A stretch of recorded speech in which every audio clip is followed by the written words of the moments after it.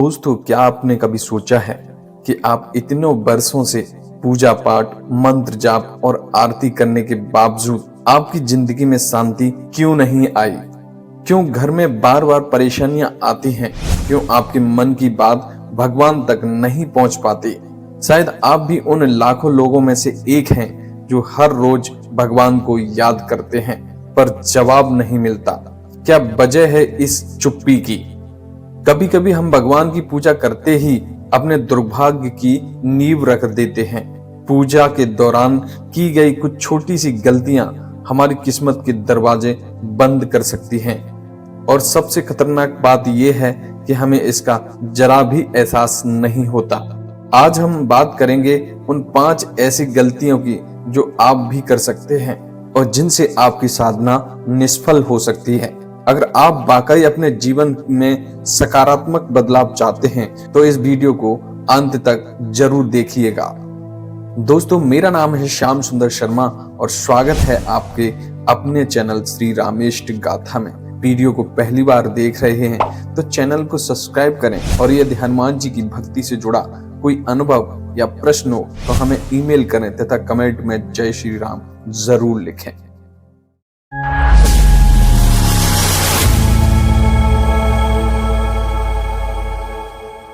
कई बार हम खुद ही अपने दुर्भाग्य को बुलावा दे रहे होते हैं, वो भी पूजा के माध्यम से।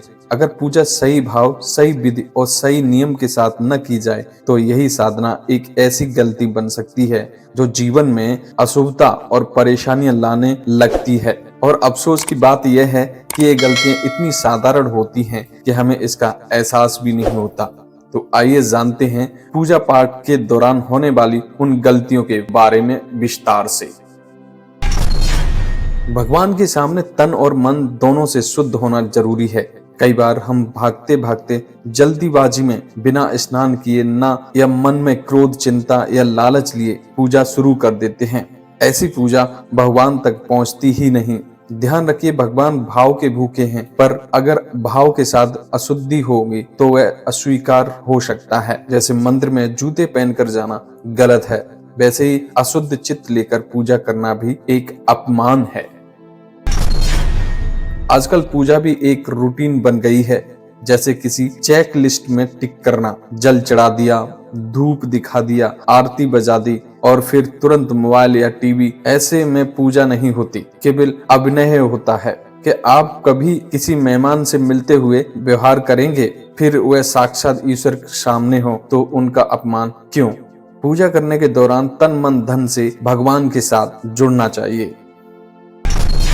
जहां भगवान वास करते हैं वहां स्वच्छता का विशेष ध्यान रखना चाहिए। कई बार हमें टूटे हुए दीपक, पुराने फूल और यहाँ तक कि जली हुई अगरबत्तियां भी वहां छोड़ देते हैं। ये एक प्रकार की ईस अपमान है। ध्यान रखिए, आपका पूजा घर वैसा ही होना चाहिए जैसा आप किसी राजा के स्वागत के लिए सजाते हैं। साफ, स्वच्छता और पवित्र, यही वह जगह है जहाँ ब्रह्मांड की ऊर्जा आपके घर में प्रवेश करती है।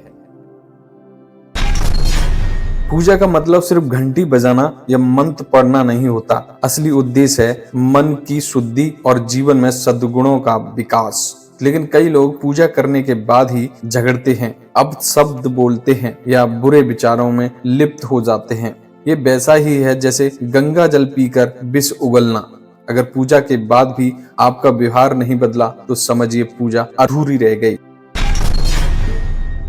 ईश्वर सबके हैं, समय से परे हैं, ये सच है। लेकिन हमारी साधना सफल तभी होती है जब हम नियमित और अनुशासन के साथ उन्हें स्मरण करें। हर रोज अलग अलग समय पर, कभी कभी दिन छोड़कर पूजा करना, ये भी एक बड़ी गलती है। समय और नियम से की गई पूजा एक मंत्र की तरह ब्रह्मांड को संदेश देती है। अनुशासन आपके संकल्प की ताकत बनता है।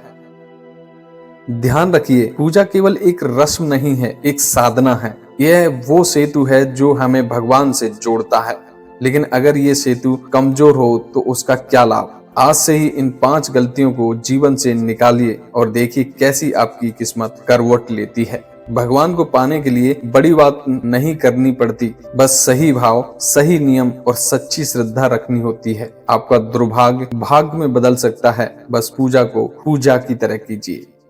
दोस्तों, अगर ये वीडियो आपको अच्छा लगा हो तो इसे अपने दोस्तों और परिवार के साथ जरूर शेयर करें। कमेंट में बताएं कि आप भी इनमें से कोई गलती कर चुके हैं तो चैनल को सब्सक्राइब करना ना भूलें, क्योंकि हम लाते रहेंगे आपके लिए जीवन को बदलने वाली कुछ ऐसी आध्यात्मिक सच। आपसे फिर मुलाकात होगी अगले वीडियो में। आप सभी को मेरा जय श्री राम, जय हनुमान।